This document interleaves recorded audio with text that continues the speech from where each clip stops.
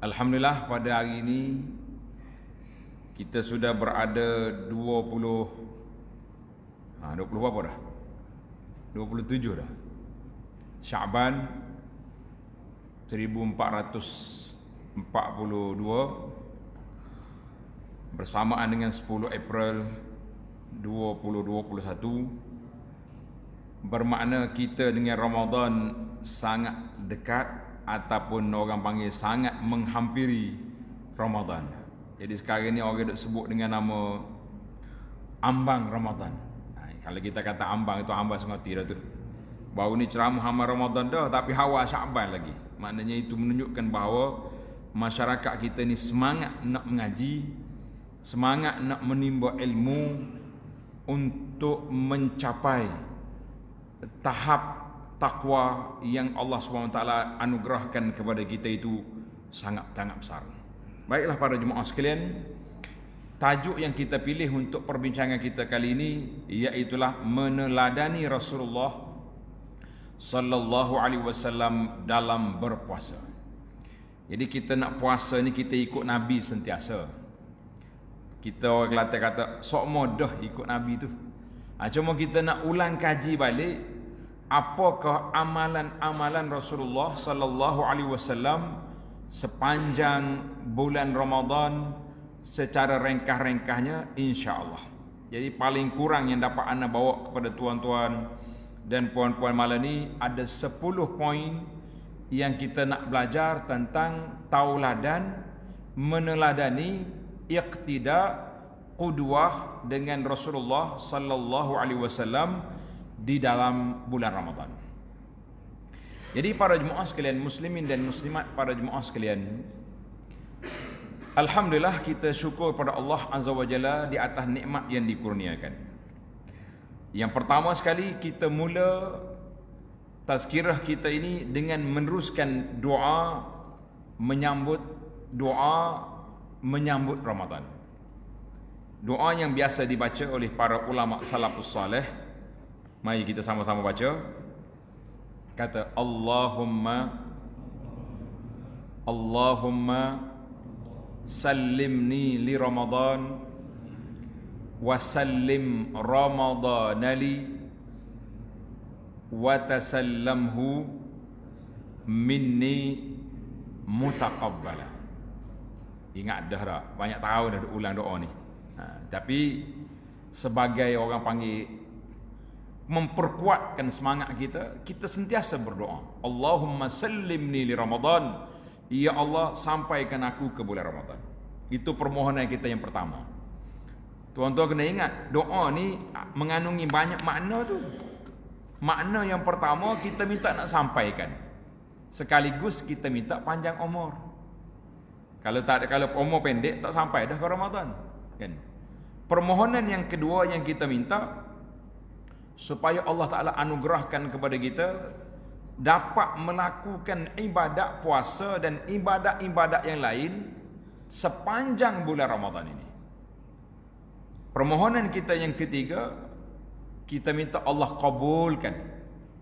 Tasallamhu minni. Ya Allah, terimalah daripada kami apa yang aku lakukan sepanjang Ramadan ini, segala kebaikan, segala perkara yang baik, kita minta Allah kabulkan. Sebab matlamat kita beribadat untuk apa? Allah kabul. Kita pakai jadi gitu ya. Tuhan terima tak terima, kita jangan buat Allah ni dengan tok hulu kapur kita. Nah, kita dengan orang kampung boleh kita cakap, saya nak benda ni. Kalau awak bagi, terima kasih. Kalau tak bagi pun tak apa. La. Dengan Allah Azza wa Jalla, Nabi sallallahu alaihi wasallam mengajar, Nabi kata wal ya'zimil mas'alah. Kalau minta dengan Allah, minta sungguh-sungguh. Jangan duk main ya Rabbi. Kalau boleh pun tak apa, tak boleh pun tak apa. Jangan buat kita dengan pak cik kita. Allah dengan Allah ni Nabi ajar wal ya'zimil mas'alah, minta sungguh-sungguh. Maka umur umat Muhammad sallallahu alaihi wasallam ini umurnya pendek. Kau rasa panjang umur kita? Tak panjang. Majoriti dianya 60 hingga 70 tahun. Itu dia panggil yang ramai umurnya. Kemudian tak ramai yang lebih daripada itu. maka kita kena ambil perhatianlah bahawa umur kita ni pendek. Tapi nahnul akhiruna sabiquna yaumal qiyamah. Nabi sallallahu alaihi wasallam beritahu, kita ni kemudian datang, tapi orang terawal pada hari kiamat yang keluar daripada kubur, keluar daripada segala segala kesusahan. Maknanya kalau kita katalah, kalau boleh kita guna perkataan umat Muhammad sallallahu alaihi wasallam lebih kepada VIP lah dia. Dia mari kemudian keluar awal. Namun begitu, Allah Subhanahu Wa Taala nak gandakan umur kita yang pendek ini dengan beberapa kelebihan. Dia panggil khairat, kebajikan yang digandakan, yang ditingkatkan. Maka diberinya kepada kita musim-musim kebajikan. Di antara musim kebajikan Ramadan. Di antara musim kebajikan lagi haji. Itu dia beri. Di antara musim kebajikan sepanjang tahun, insya-Allah ana akan olahkan secara ringkasnya kepada para jemaah sekalian beberapa perkara yang kita akan buat, yang kita lakukan mengikut ajaran Nabi sallallahu alaihi wasallam sepanjang Ramadan. Yang pertama Allah Subhanahu wa taala turunkan Al-Quran di mana? Di bulan Ramadan. Quran Allah Ta'ala sebut dalam surah Al-Baqarah ayat 185, A'udzubillahi minasyaitonirrajim. Syahrul Ramadan alladzi unzila fihi al-Qur'anu hudan linnas wa bayyinatin minal huda wal furqan. Faman syahida minkum asy-syahra falyasum.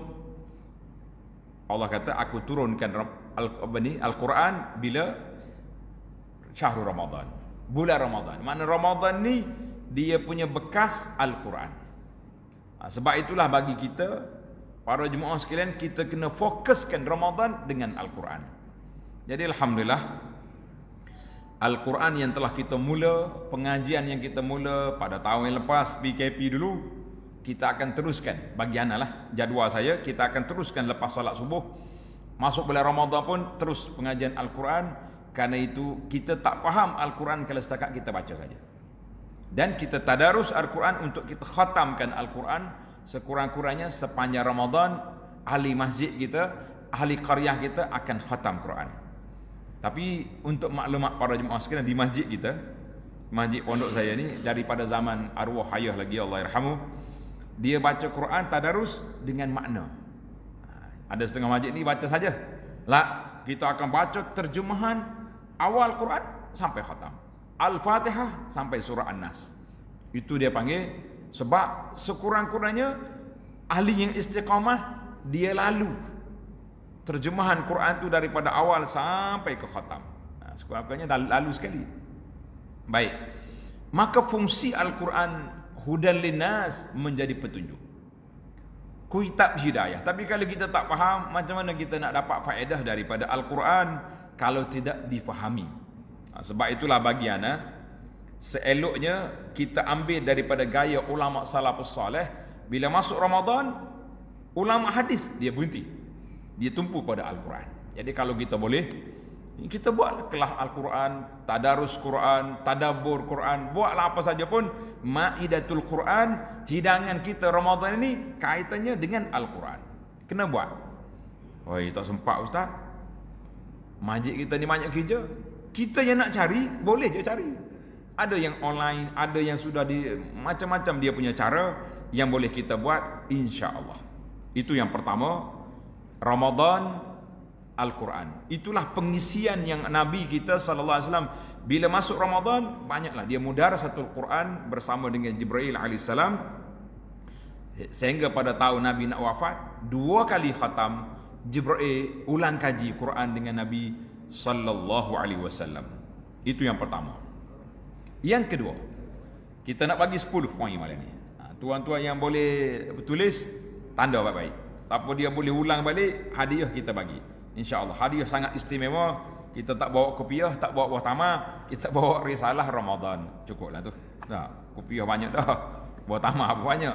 Masya-Allah musim PKP ni, pandai pula Ustaz-ustaz kita duduk bawa tamar mari direct daripada Madinah ke sini, habis pakat bagi tamar belaka. Masya-Allah tabarakallah. Itu abwabul rizq, pintu-pintu rezeki dia tutup sini, dia buka sini. Allah Taala Maha Kaya. Kita yakinlah dengan apa yang dijanjikan oleh Allah Azza wa Jalla. Saya pergi kepada tajuk kita yang kedua, Ramadan Syahrul 'Itq. Bulan Allah nak senaraikan hamba-hamba dia yang dimerdekakan daripada api neraka. Syahrul Ramadan, bulan Ramadan ini bulan dibebaskan daripada api neraka. Abu Hurairah radhiyallahu anhu meriwayatkan hadis daripada Nabi sallallahu alaihi wasallam. Nabi kata apa? Idza kana awwalu lailatin min Ramadan suffidatis syayatin.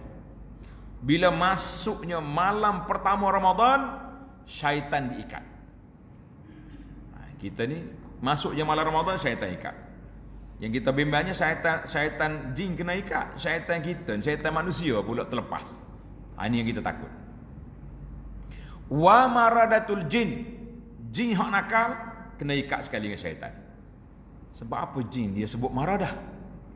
Ada jin yang baik, naam. Jin ada sekali dengan kita ni. Jin yang baik-baik, yang muslimah ada sekali dengan kita. Tapi yang maradah, yang nakal tu kena ikat. Jadi patutnya kerajaan ni kena cari juga hak nakal-nakal manusia ni, hak tak semaya, hak tak puasa, kena ikat juga. Kau lagu mana? Ikat kita masuk dalam penjara lah sekejap lah, biar dia tahu mu tak puasa, duduk sini. Duduk sini pun tak ada makan juga. Sekejap dia boleh puasa. Duduk kat luar dia banyak makanan. Wa ghulliqat abwabun nar, pintu neraka ditutup. Wa falam yuftah minha bab, tidak dibuka satu pun. Wa futihat abwabul jannah, pintu syurga semua dibuka. Untuk maklumat kita, pintu syurga 8, pintu neraka 7. Sebab apa? Ada orang tanya, kenapa banyak pintu syurga pada neraka? Sebab Allah sebut dalam Quran, inna rahmati, rahmat Allah Azza wa Jalla lebih luas daripada kemurkaannya.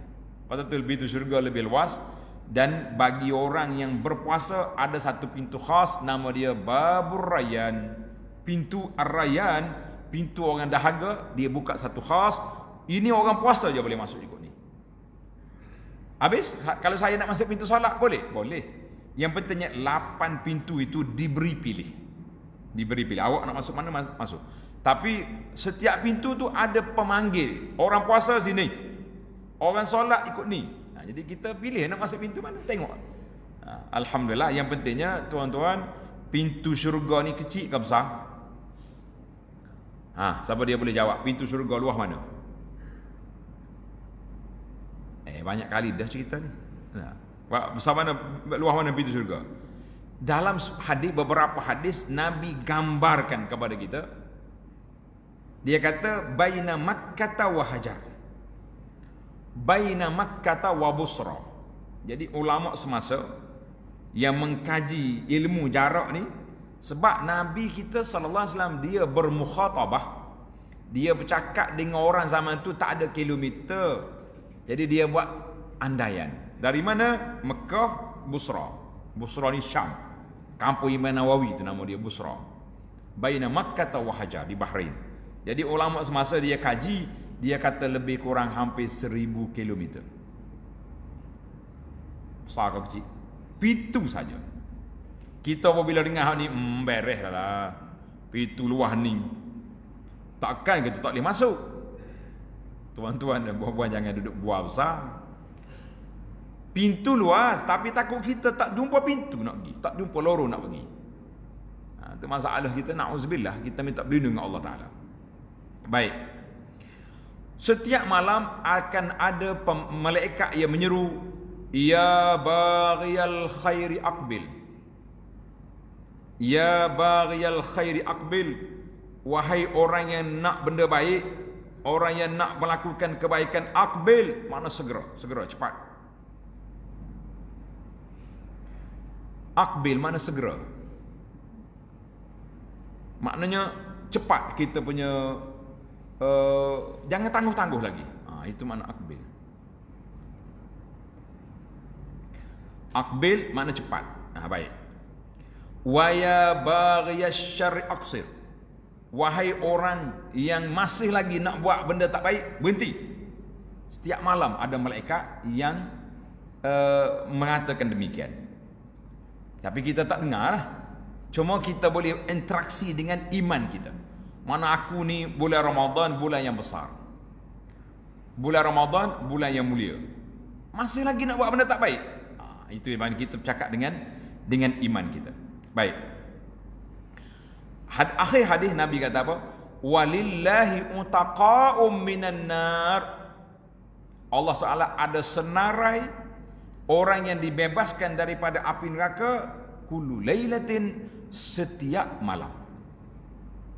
Kita duk bagi 3 kan. Ramadan awalnya rahmat, tengahnya apa?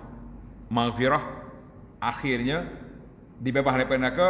Ulama hadis kata itu tidak sahih hadis. Pembahagian 3 tu. Yang sahihnya ni, wa zalika fi kulli lailatin, setiap malam ada senarai, Allah Taala senaraikan orang yang dibebaskan daripada api neraka. Kita nak ke tak nak? Jawabnya semua akan jawab nak kan.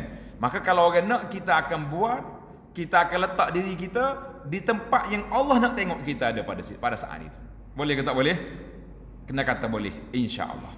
Hadis ni baik. Dalam senarai ini kata rawahul Bukhari. Kita pergi kepada yang ketiga. Nabi sallallahu alaihi wasallam berpuasa Ramadan berapa kali? Siapa dia boleh jawab? Nabi sallallahu alaihi wasallam puasa Ramadan dia berapa kali? Berapa kali?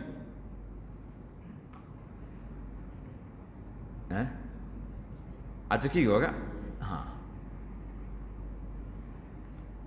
Jawab dianya 9 kali.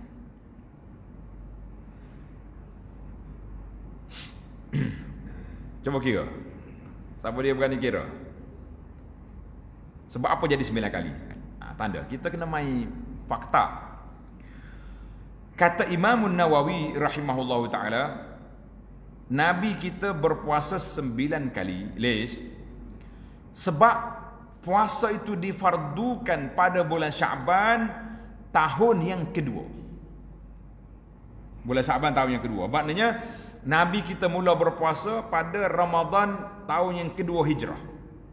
2, 3, 4, 5, 6, 7, 8, 9, 10. Kan? 9 kali. Tahun yang ke-11 Nabi sallallahu alaihi wasallam wafat pada bulan Rabiul Awal tahun yang ke-11. Maka jadilah Nabi kita berpuasa bila? 9 kali. 9 kali Ramadan dia dapat. Tufian Nabi SAW wafat pada bulan Rabiul Awal. Ingatlah, Nabi kita wafat pada bulan Rabiul Awal tahun yang ke-11 Hijrah. Ada ulama katakan 12 Rabiul Awal tahun yang ke-11 Hijrah. Kadang-kadang jemaah ni bila kita sebut gini dia kata pelik. Tapi kenapa kita sambut ma'al hijrah di awal Muharram? Nabi kita hijrah pun di bulan masuk Madinah bulan Rabiul Awal. Maka Rasulullah sallallahu alaihi wasallam bila mari bulan Ramadan, keadaan cara Nabi kita melakukan ketaatan berbeza daripada bulan tidak Ramadan. Bahkan Rasulullah sallallahu alaihi wasallam menggalakkan para sahabatnya berpuasa, menggalakkan supaya kita baca Quran, berdiri pada malam-malamnya, sedangkan Rasulullah sallallahu alaihi wasallam qad ghufira lahu ma taqaddama min dzambihi, sedangkan Nabi kita sallallahu alaihi wasallam diampunkan dosa-dosa dia. Tak ada dosa dia. Dia panggil dalam bahasa kita mengaji ni, dia panggil maksum. Apa makna maksum? Nabi tidak berdosa. Dia tidak buat untuk diri dia saja, tapi dia nak mengajar kepada umat dia supaya bagaimana kita nak berpuasa dan apa yang sepatutnya bila kita puasa. Ini yang kita tengok dalam senarai itu ada, saya tulis dalam senarai kita tu ada 9 perkara. Betul tak?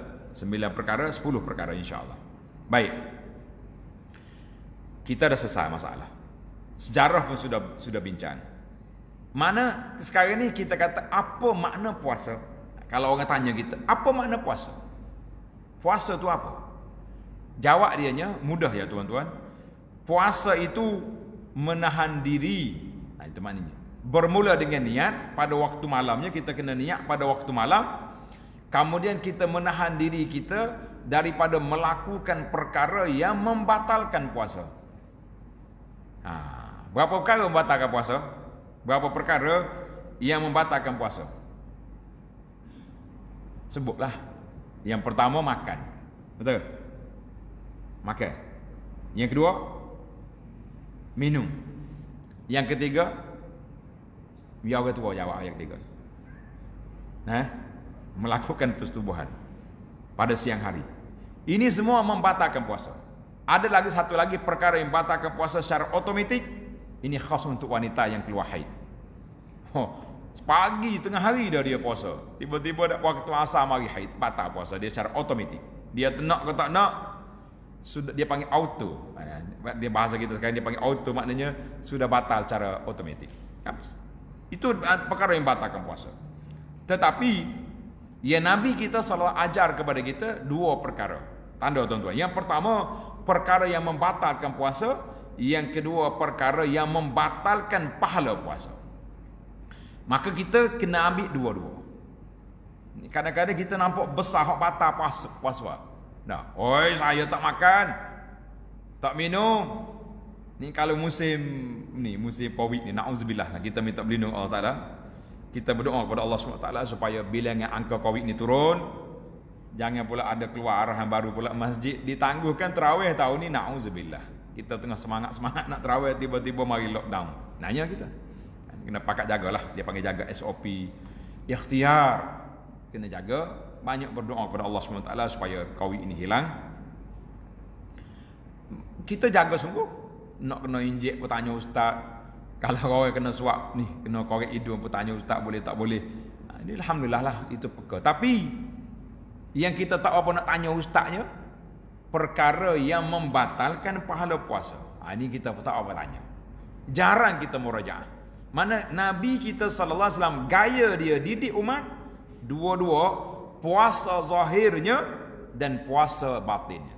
Maknanya puasa zahir itu tak masuk. Benda masuk kita jaga, tak makan, tak minum, tu benda masuk. Tapi kita kurang menjaga yang keluar. Yang keluar ni kita bimbang. Tengah duk puasa boleh maki orang. Tengah duk puasa boleh kutuk orang, boleh macam-macam boleh. Kita mengatakan ini yang patut dijaga. Baik, kita pergi kepada perkara yang keempat. Itu di antara cara Nabi kita sallallahu alaihi wasallam ajar supaya kita berpuasa. Kemudian kita pergi kepada perkara yang keempat. Bila nampak anak bulan, maka Nabi kita ajar doa, Allahumma ahillahu alaina bil yumni wal iman.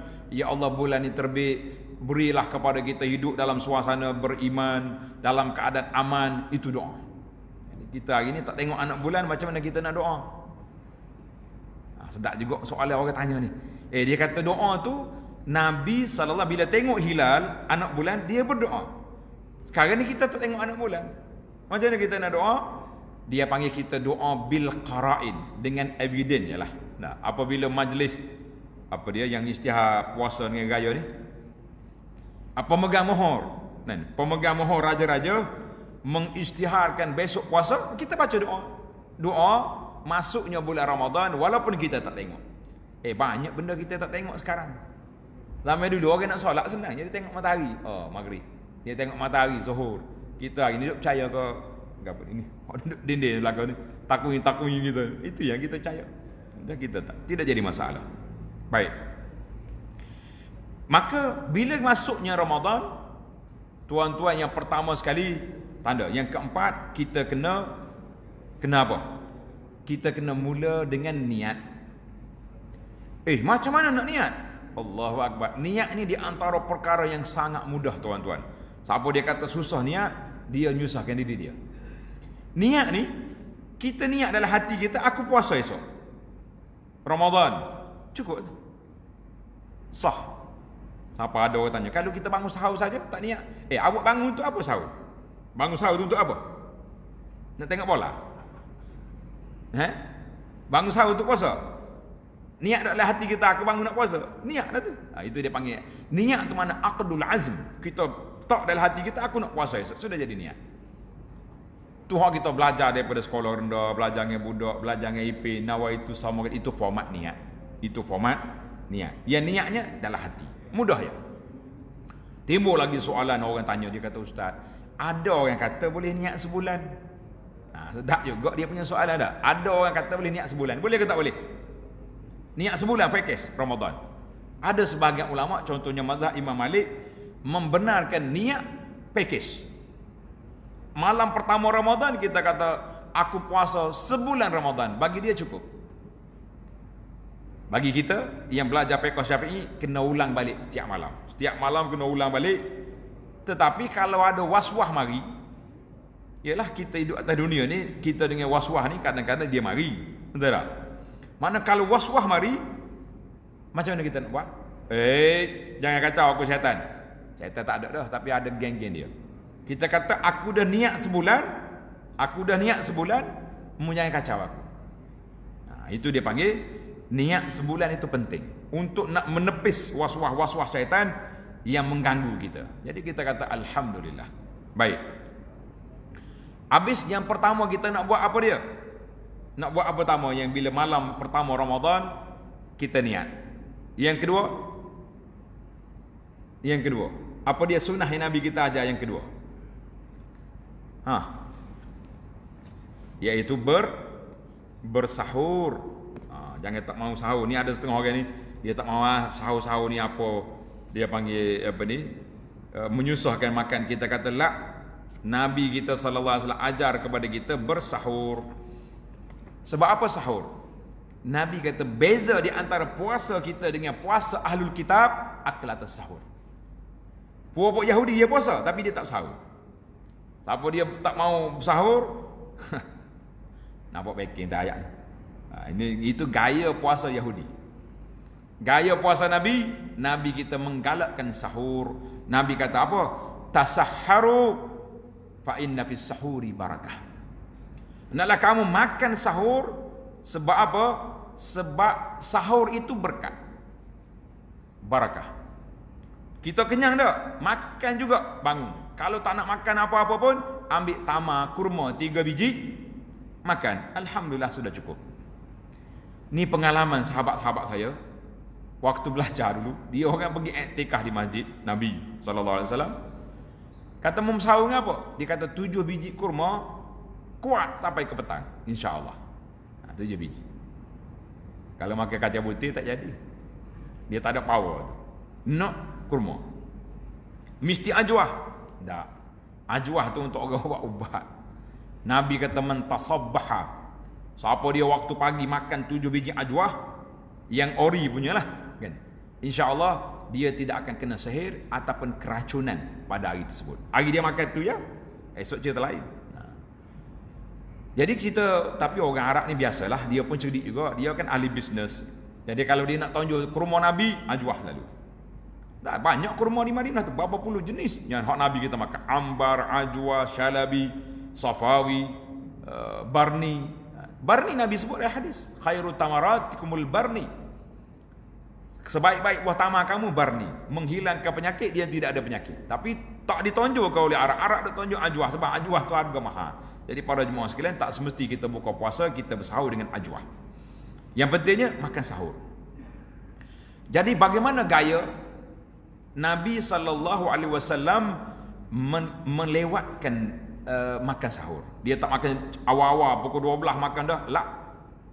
Pasal itulah Nabi SAW mengatakan, baik umat aku ni bila la yazalun nasu bi khairin, sentiasalah umat aku ni dalam keadaan baik apabila mereka menyegerakan buka puasa bila masuknya dan mentakhirkan sahur.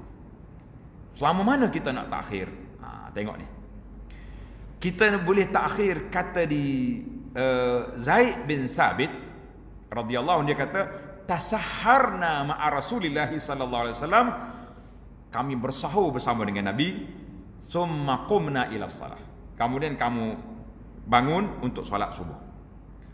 Orang tanya, kam kana qadru ma bainahuma, berapa jarak antara solat dengan sahur. Sahabat ni dia tak guna jam, dia tak ada jam. 20 minit, 15 minit, dia kata khamsina ayah. Sekadar kita baca 50 ayat Quran. Ni orang hafal Quran. Berapa minit 50 ayat? Ayat sederhana, jangan patut ayat panjang-panjang Baqarah tu. Berapa ayat? Lebih kurang 10 minit. Lebih 10 minit. Maknanya sekitar 10-15 minit. Apa satulah kita kata imsak, kan? Dalam kalender kita kata imsakiyah. Imsakiyah tu bukan tak boleh makan. Bagi anaknya imsakiyah itu diibarat seperti lampu kuning. Kita masuk tempat trafik light, berapa lampu ada? Merah, kuning, hijau. Nah, jadi kita ambil hijau dulu. Sebab malam tu hijau.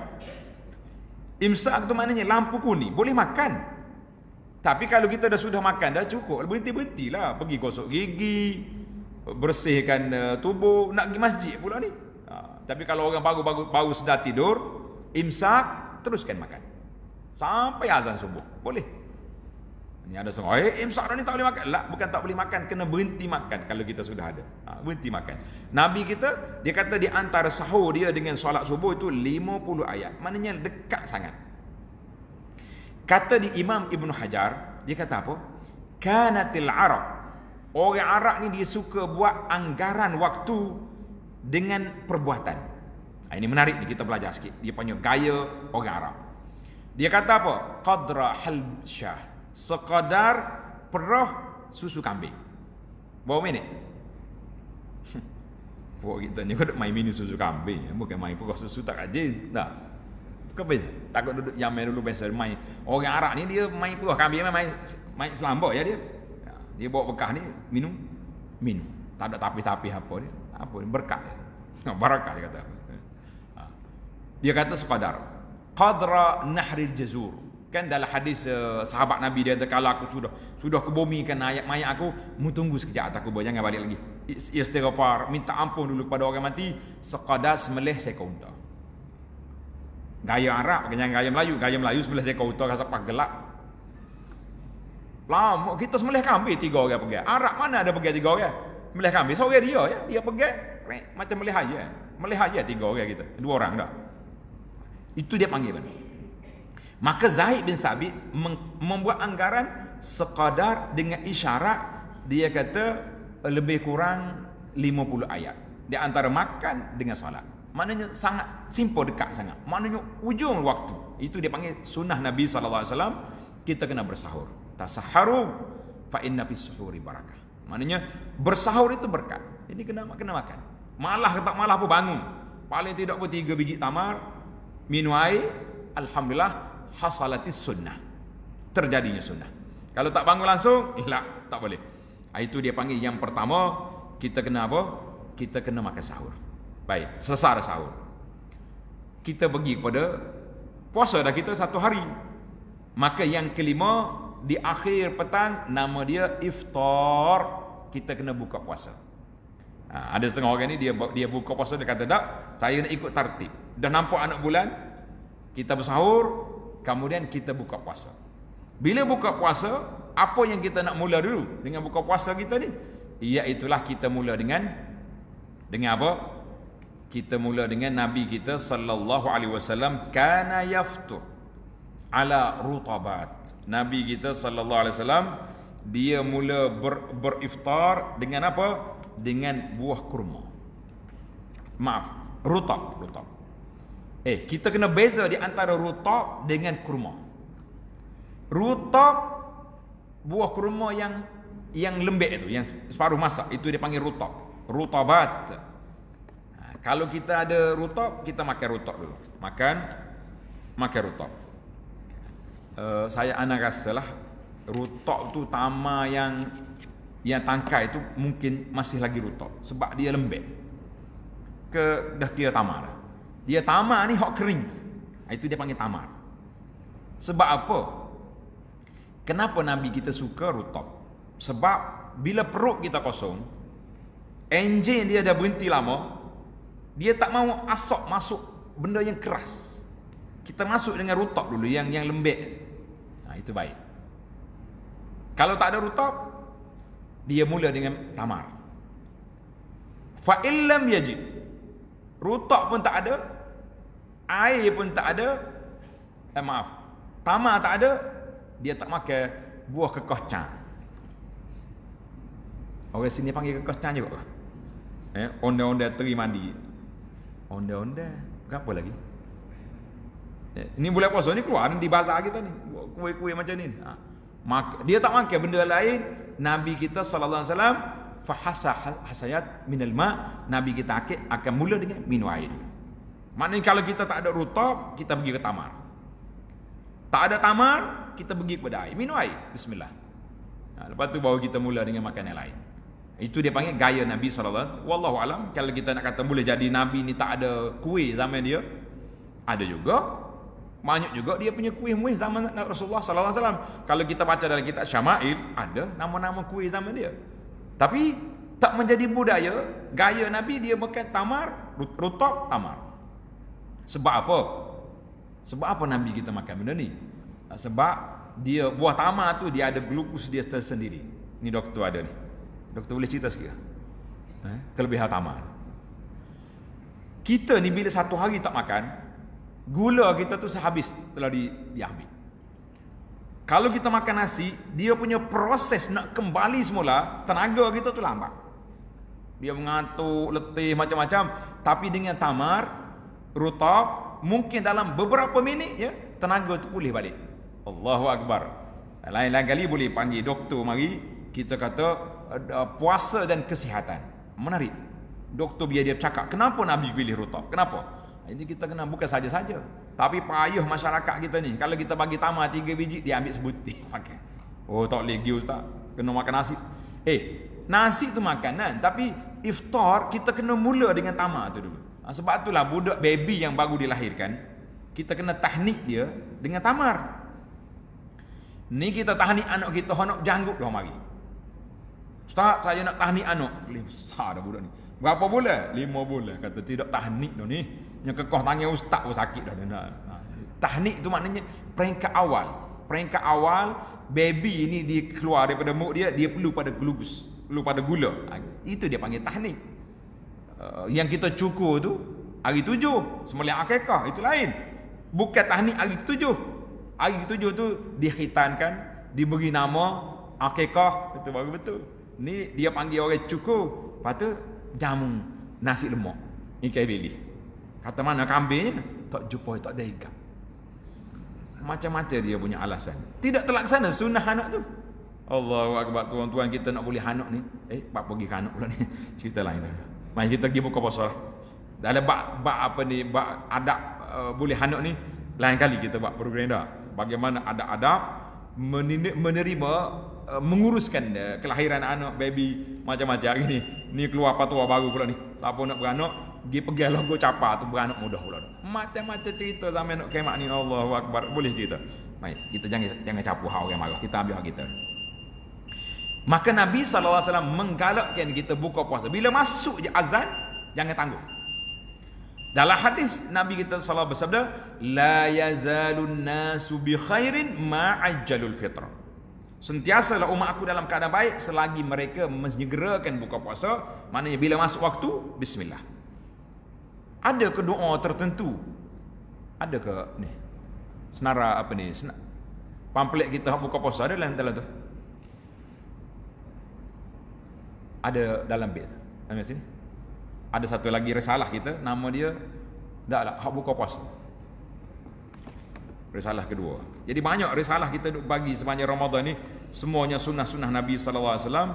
Tujuan kitanya supaya jemaah kita ni boleh belajar betul-betul. Jadi ada doa buka puasa.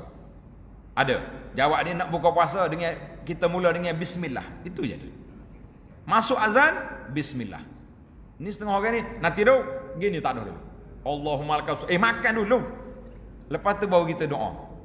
Kalau kita ia ada antara doa yang maksur, zahabaz zama'u wabtallatil uruq wa sabatal ajru insyaallah. Mana sudah hilang dahaga, orang-orang pun sudah dapat balik dia punya tenaga dan dapat pahala insyaallah. Itu di antara doa yang dibaca.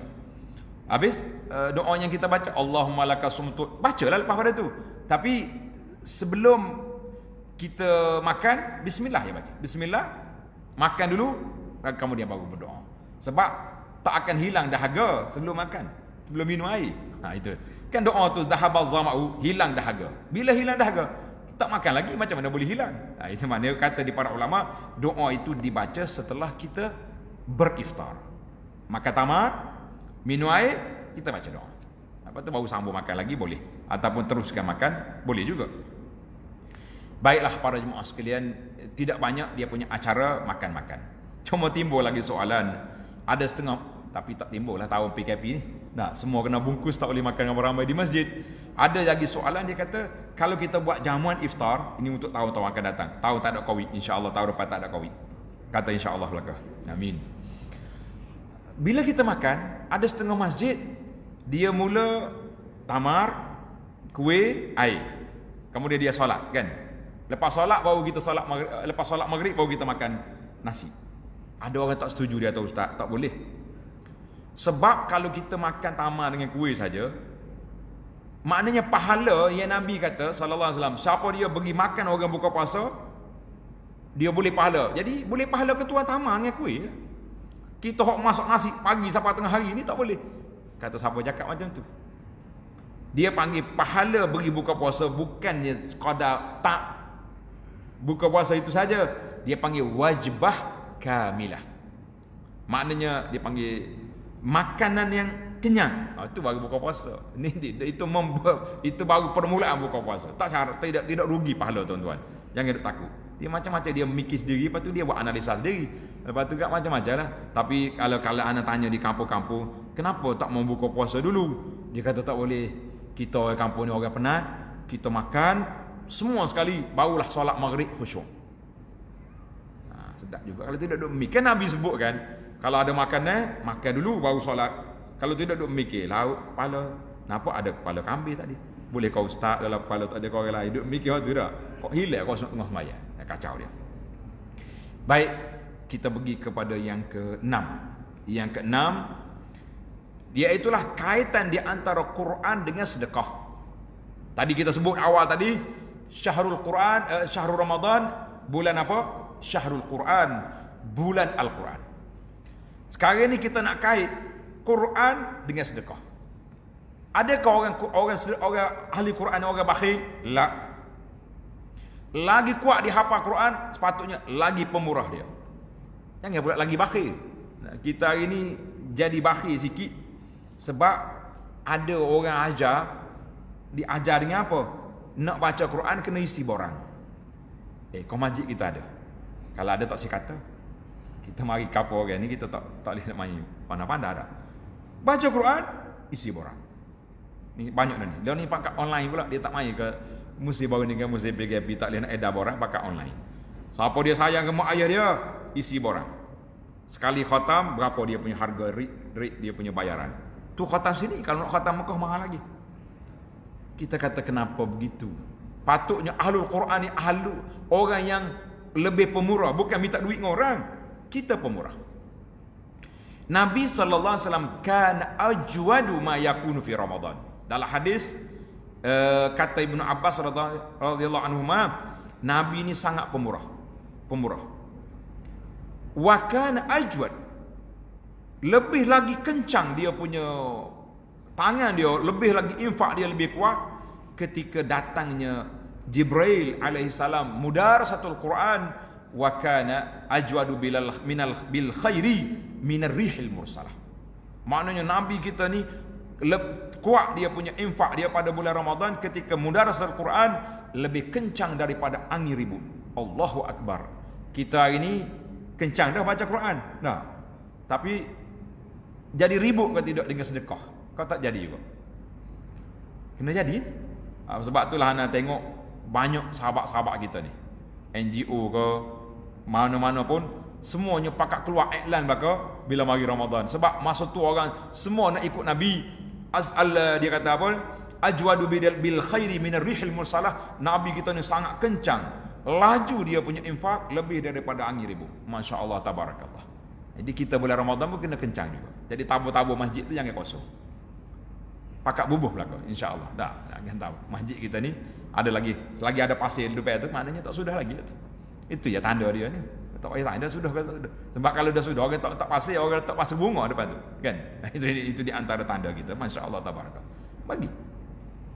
Kita dengan duit ni tuan-tuan dua ya. Tanda tuan-tuan. Kita dengan harta ni dua. Sama ada kita tinggal dia ataupun dia tinggal kita. Mana dulu agak-agak kita dengan harta kita? Siapa dulu tinggal? Dia dua ya. Kalau kita mati, pasal tu orang panggil meninggal dunia. Maknanya dunia boleh ke orang lain. Kita duduk dalam kubur seorang, tunggu pitih masuk, tak masuk-masuk. Sebab awak tak masuk, kita tak buka akaun dalam kubur. Akaun duduk mana? Anak pegang. Tak apa. Saya dah wasiat dah kepada anak saya ni. 5 masjid dia pergi bayar isi borang. Kita kata Masya Allah, tabarakallah. Rajinnya dia. Kan? Isi borang. Untuk nak beri pahala ke ayah isi borang. Siapa kita dengan ayah? Kenapa waktu kita tak makan nasi dengan ayah minta borang? Ayah kata isi borang. Nasib baik ayah ni emak tak buat macam tu kita. Nah, kalau tidak mau nak makan nasi, isi borang dulu. Mengamuk kita kat dapur.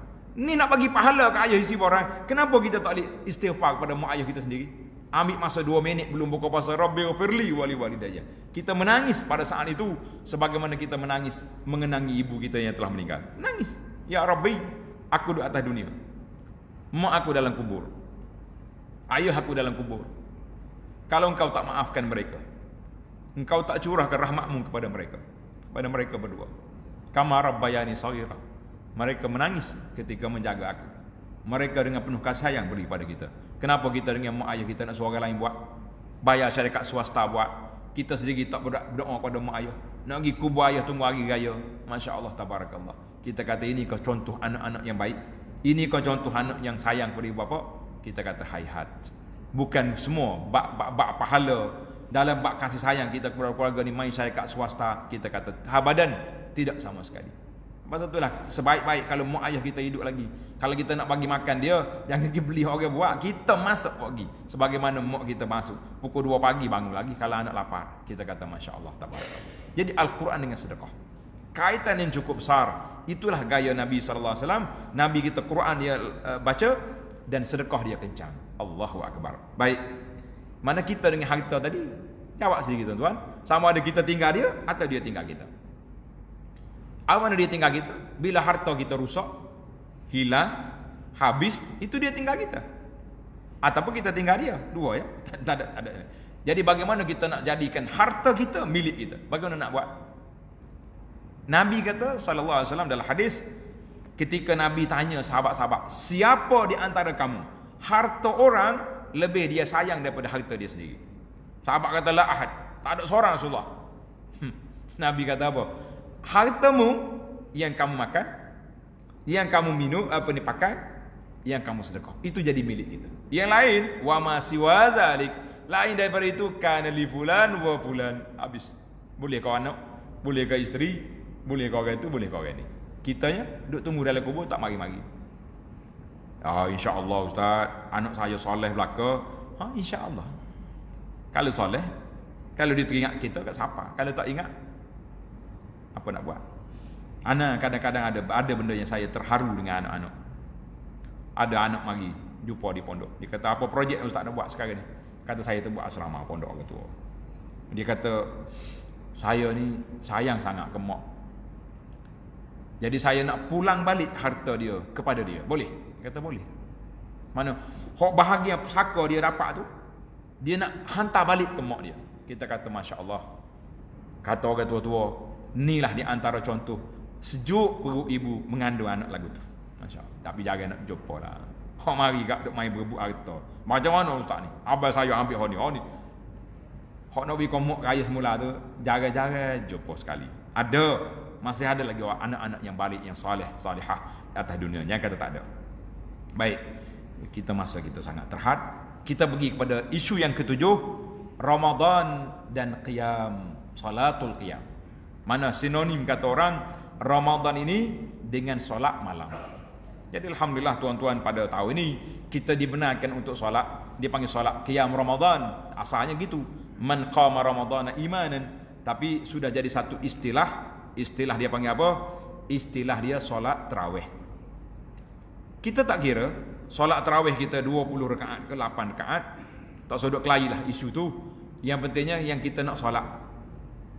Nabi sallallahu di antara Rasulullah sallallahu alaihi wasallam dia solat. Nabi kita solat sampai separuh malam. Setengah malam. Dalam kertas tu ada tak? Baca. Tiba-tiba sahabat datang jumpa Nabi sallallahu alaihi wasallam komplain sebab Nabi solat setengah malam. Ha, gua nak agak. Tempat kita ni ada ke orang mari komplain ke tu email lagu ni. Ya, kalau tu email baca panjang, komplain adalah. Nah, mentah kau Ustaz Amin ni ngapa Quran agaknya baca panjang. Bunyilah lagu tu. Dia gerepok ke tu email besar. Zaman Nabi tanda tuan-tuan. Gaya komplain zaman Nabi macam ni. Dia kata, ya Rasulullah, baru separuh malam. Lambat lagi nak subuh. Bolehkah Rasulullah teruskan solat ini sampai ke dekat sahur? Ada orang nak komplain lagi ni masjid kita? Ada? Kalau ada, bukan orang masjid lari, imam lari. Ada lagi nak sembahyang pukul 12 malam dah, dia berhenti dah. Nak lari. Nabi SAW rahmatan lil alamin, dia tak layan permohonan sahabat sebab Nabi tahu mu ni sahabat kuat semangat. Orang lepas pada kita kuat ke tak kuat? Kan banyak tanda-tanda kiamat yang Nabi sebut. Allah Ta'ala bagi wahyu kepada dia. Maka Rasulullah SAW tidak jawab. Bahkan Nabi beri satu kata-kata bonus yang sangat besar, tuan-tuan dan puan-puan, tanda hadis ni. Kata Nabi SAW, innahu man qama ma'al imami hatta yansarif.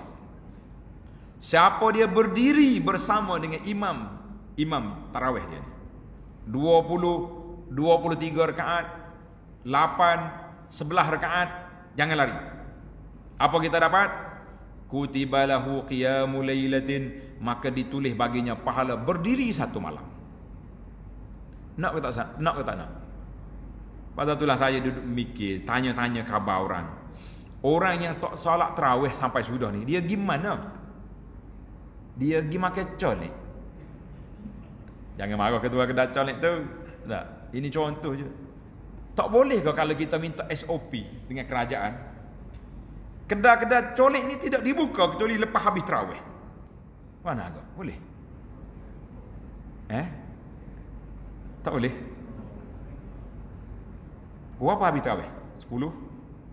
10.30? Barulah kedai tu dibuka dah. Tapi tak boleh lah. Dia kata ada juga orang yang tak solat, ustaz, jangan buat macam tu. Jangan beri cadangan yang tak baik. Jadi kita kata, yang kita bagi cadangan kepada dhamir kita, kepada iman kita, kita boleh motivasi kawan-kawan kita. Tulis hadis ni besar-besar. Siapa dia solat tarawih bersama imam sampai sudah, kutiba lahu qiyamul lailatin, ditulis baginya pahala berdiri satu malam. Tulis besar-besar. Tak di pintu masjid, supaya jangan lari tengah jalan. Boleh ke tak? Suruh orang jangan lari. Lari juga. Kita kalau buat 20, dia lari 8. Kalau buat 8, dia lari berapa? Ada lagi mazhab Pak. Tak jumpa lari. Yang boleh tak lari orang siapa dia? Kita berilah kepada perasaan kita, hati kita, insya-Allah orang tak lari. Habislah tuan-tuan. Kita tambahlah masa sikit sebab untuk tuan-tuan yang solat Ramadan ni 2 kali qiyamul lail satu malam. Nak ke tak nak? Nak? Jawab deras sikit. Nak. Yang pertama sekali, jangan lari. Kalau lari, tak boleh qiyamul lail. Yang kedua, kita kena datang awal ke masjid, mesti solat Isya berjamaah. Ni mari orang duduk tarawih baru siapa? Oh, dia kata lambat ustaz, duduk sepai pinggir aku. Siapa dia suruh makan banyaknya?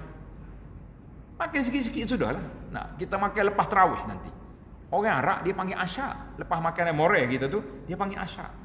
Bagi dia buka puasa simple lah. Lepas tarawih baru dia makan banyak. Lepas tu dia sahur sikit. Kita ni banyak belaka. Itu masalah. Dah, dua-dua tu banyak. Solat Isya berjamaah, kemudian tarawih, kemudian datang solat subuh berjamaah. Dalam hadis Nabi kita sallallahu alaihi wasallam, man shallal isya fi jama'atin, siapa dia solat Isya berjamaah seolah-olah dia solat setengah malam. Maknanya Isya sampai separuh malam. Siapa dia solat subuh berjamaah, dia tarik setengah malam lagi sampai setengah, seolah-olah dia sudah solat satu malam full kita punya pahala qiyamul lail. Maknanya isya subuh berjamaah satu pahala, tarawih tak lari sampai sudah satu lagi pahala. Tuan-tuan dan puan-puan, mampu tak mampu kita, boleh ke tak boleh, kita ambil pahala 2 kali qiyamul lail pada malam Ramadan sepanjang Ramadan tahun ini. Nak ke tak nak? Jawab dengan sikit, insya-Allah kata. Biar boleh lah. Kempen habis kira tu. Nah. Yang ke-8, kalau boleh kita beriktikaf banyak di masjid. Iktikaf. Islam tak anjur kita bertapa masuk dalam gua tu, dalam gua ni. Hidup pula apa sini orang kita tapa ni? Tu hok duduk mai gapo Asma Husna pula apa? Mengapa ni? Tak secara lah. Yang pentingnya dalam Islam ni nak bertapa iktikaf di masjid. Duduk dalam gua tu tidak dianjurkan oleh orang Islam. Islam tak anjur kita duduk tapa seorang dalam gua, dia suruh duduk sini. Nabi kita bertapa dalam gua, kalau kita kata bertapa lah.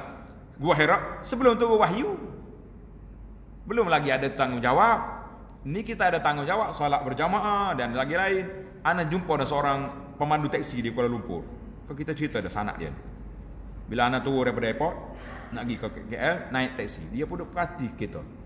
Bimbang juga kita naik kereta orang duk perhati tengok ni. Kata tak ada duit apa ni saya ni, beg kita je ni. Nak cerita takut dia nak bagi duit. Dia kata, "Bapak nampak macam ustaz. Boleh saya tanya soalan?" Kata, "Boleh." "Apa soalan?" Dia kata, ayah dia ajak dia pergi bertapa dalam gua. Berapa lama? 40 hari. Sebab nak bersihkan hati. Kata tak syarat tu. Tapi kenapa kamu tak pergi? Dia kata, saya tanya ayah saya, boleh kalau kita dua dalam gua, tak apalah untuk solat jemaah tu kita ada berdua boleh solat jemaah. Solat jemaah macam mana? Dia kata kita ni orang kategori kita ni orang sakit di hospital tak perlu solat jemaah. Kita dalam gua tak payah solat jemaah. Dia kata saya berhenti di sini. Saya kata saya sakit apa ni? Orang tua ni sekali saya bagi 2 bungkus nasi boleh habis. Rupanya dia kata sakit jiwa. Kata betul sungguh lah sakit jiwa pasal gini bertapa gini. Jangan main lagi. Nak bertapa masuk dalam iktikaf dalam masjid, insya-Allah boleh. Jadi insya-Allah lah iktikaf ni biasa kita buat 10 akhir Ramadan. Jadi Ustaz Ami akan sambung baliklah buat iktikaf.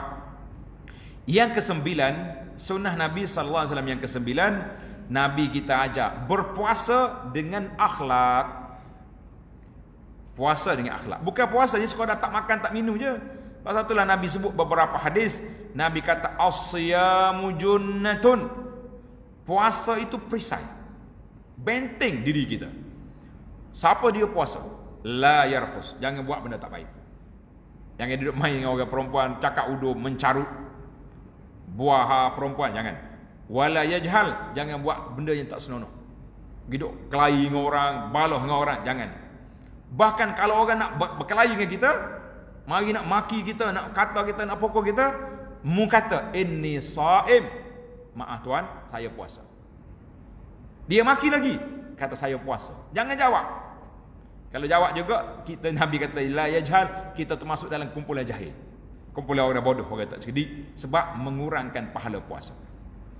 Ini satu, hadis ini riwayat Abu Daud.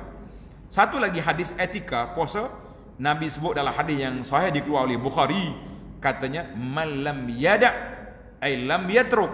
Siapa dia tidak meninggalkan perkataan qaula zur, perkataan yang buruk, dusta, bohong, kelentong, falaisa lillahi hajatun fi an yada'a ta'amahu wa syarabahu. Allah Ta'ala tidak berhajat orang ni tak makan, tak minum. Bukan itu cara puasa maksudnya. Puasa aku ni tak makan, tak minum itu halal. Tapi yang haram mesti wajib kena tinggal. Sebab itulah mengumpat kata orang, mengeji orang tak masuk dalam perkara membatalkan puasa. Sebab dia memang haram. Daripada hari tak puasa apa haram, hari puasa lagi haram. Yang kita tak makan, yang batal puasa, semua benda halal belakang. Baiklah. Itu dari sudut akhlak. Jadi kalau kita puasa sekali dengan akhlak, puasa sekali dengan body kita, kalau tidak berat. Baik, yang terakhir para jemaah sekalian, beberapa peristiwa besar Nabi sallallahu alaihi wasallam yang berkait dengan Nabi dan juga dengan Islam ini. Yang pertama, saya ringkas ya. Yang pertama, turunnya wahyu yang pertama di bulan Ramadan. Syahrul Ramadan allazi unzila fihil Quran. Mana Nabi kita mula terima wahyu kaitan Ramadan dengan Nabi di bulan Ramadan. Masa tu dia panggil bulan pertabalan. Nabi kita telah menerima kenabian itu di bulan Ramadan. Yang kedua, wafatnya isteri Nabi yang pertama Sayyidah Khadijah, mengikut ulama mengatakan pada tahun yang ke-10 kenabian, iaitulah sebelum hijrah 3 tahun ataupun 2 tahun lebih. Yang ketiga, berlakunya peperangan Badar Kubra, peperangan yang memisah di antara hak dengan batil, iaitulah pada 17 Ramadan tahun yang kedua hijrah. Disitulah matinya Abu Jahal, matinya Amr bin Hisham, matinya Umayyah bin Khalaf, matinya As bin Hisham, mati dan lain-lain lagi. Ketua-ketua besar Quraisy mati dalam peperangan Badar. Adapun Abu Lahab, dia tak mati di Badar sebab dia cerdik. Dia tahu dah nak lawan anak saudara ni berisiko tinggi, dia tak pergi awal lagi. Dia ambil sistem ahlum. Tahu sistem ahlum? Dia pergi cari orang hak butai dengan dia. Mau butai dengan aku, bila nak bayar? Maaflah bos, bos Abu Lahab tak ada duit. Tak ada duit, bawa senjata, ikut Abu Jahal pergi Badar, ganti aku. Oh, itu kita kata sistem ahlum tu. Diguna ke Abu Lahab sistem ahlum. Dia pergi cari orang ni. Mau ada bayar tak? Tak bayar. Okey, ikut Abu Jahal. Cakap Abu Jahal, aku okey kepada Abu Lahab. Oh, jadi lepas dia. Cerdik Abu Jahal. Dia tahu dah lawan anak saudara ni mati. Jadi dia tak mati di Badar, mati lain. Sebab itulah kalau ada orang kata tak boleh kita baca surah Abu Lahab ni dalam solat. Seolah-olah kita macam menghina Nabi sebab pak saudara dia. Kita kata masya-Allah tabarakallah. Allah Taala tahu ayat Quran. Kita tak boleh baca, kenapa? Tak pernah pun ada Nabi kita larang benda-benda macam tu. Jadi jangan buat benda pelik kak. Menyusahkan masyarakat nak mikir pecah kepala kata orang, nak mikir ke benda-benda ajaib macam ni. Baik. Jadi peristiwa-peristiwa besar yang terakhir Nabi kita sallallahu alaihi wasallam mendapat kemenangan besar berlaku pada bulan Ramadan tahun yang ke-8 Hijrah, iaitu pembukaan kota Mekah.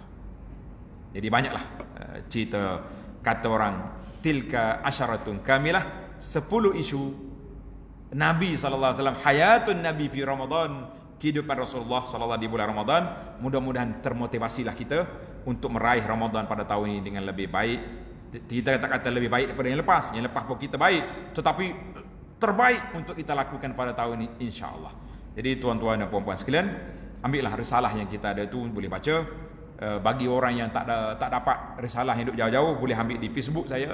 Cari risalah tentang Ramadan, telah kita sebarkan di sana insya-Allah. Mudah-mudahan ada manfaatnya. Subhanakallahumma bihamdika asyhadu an la ilaha illa anta astaghfiruka wa atubu ilaik. Wa sallallahu ala nabiyyina Muhammad wa ala alihi wa sahbihi ajma'in walhamdulillahi rabbil alamin. Jadi kita azan isya, kemudian baru kita salat. Salam.